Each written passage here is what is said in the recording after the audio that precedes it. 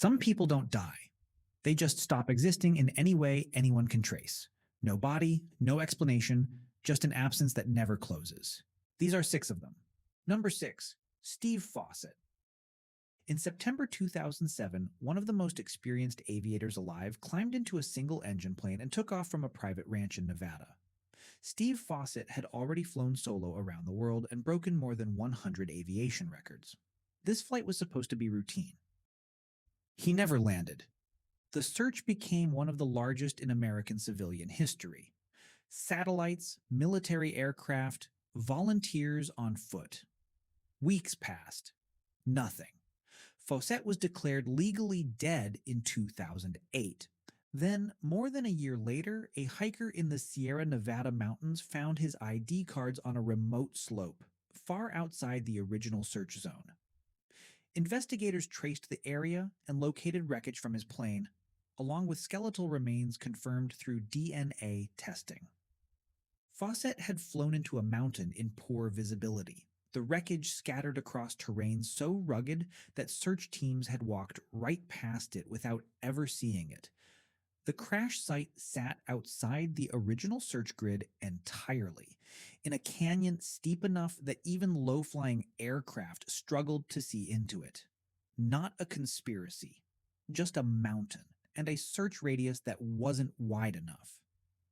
For over a year, Fawcett's family lived in the gap between missing and confirmed dead.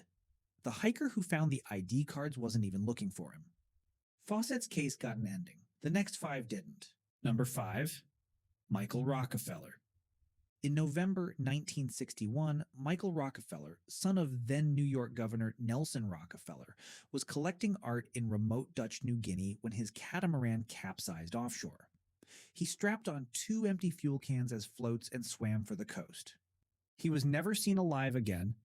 Nelson Rockefeller himself flew in to join the search, combing the coastline for weeks with state resources few missing civilians ever receive. It made no difference.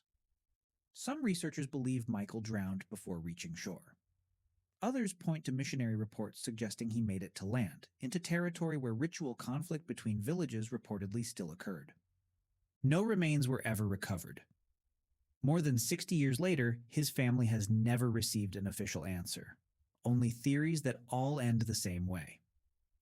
Journalists have revisited the case repeatedly since, interviewing elderly villagers in the decades that followed, but every account contradicts the last. Number 4, Lars Mittank.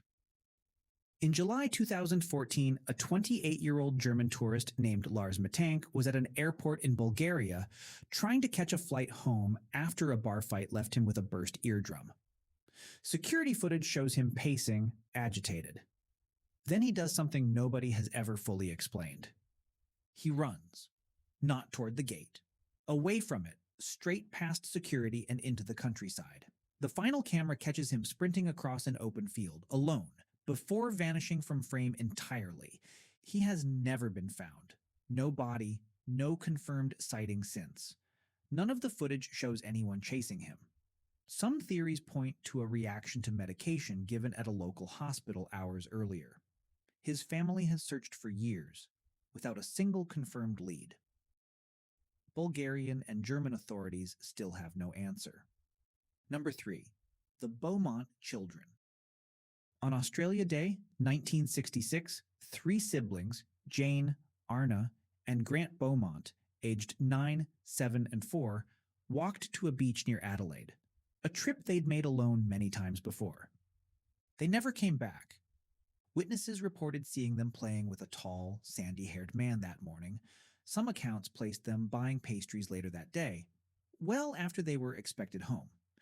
The search became one of the largest in Australian history. In 2013, police even excavated a factory site based on a tip, hoping to finally close the case. They found nothing. No remains have ever been recovered, no arrest has ever been made, and nearly 6 decades later, the case remains one of the most haunting in the country's history. The disappearance fundamentally changed how Australian parents viewed childhood independence, a shift historians still point to directly.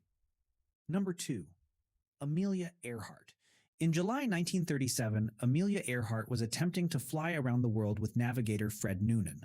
On the final leg, a stretch across the open Pacific toward tiny Howland Island, radio contact was lost. Neither the plane nor Earhart nor Noonan were ever officially recovered. The leading theory is that they ran out of fuel searching for an island too small to spot from the air. But researchers with an organization called TIGAR have spent decades investigating a different theory, that the pair crash-landed on Nikumaroro Island and survived as castaways. They've recovered 1930s American artifacts there, and bone measurements from a 1940 discovery some forensic analysts argue match Earhart's build. None of it has been conclusively proven. Number 1. D.B. Cooper. In November 1971, a man calling himself Dan Cooper boarded a flight from Portland to Seattle, handed a flight attendant a note claiming he had a bomb, and demanded $200,000 and 4 parachutes. The airline paid.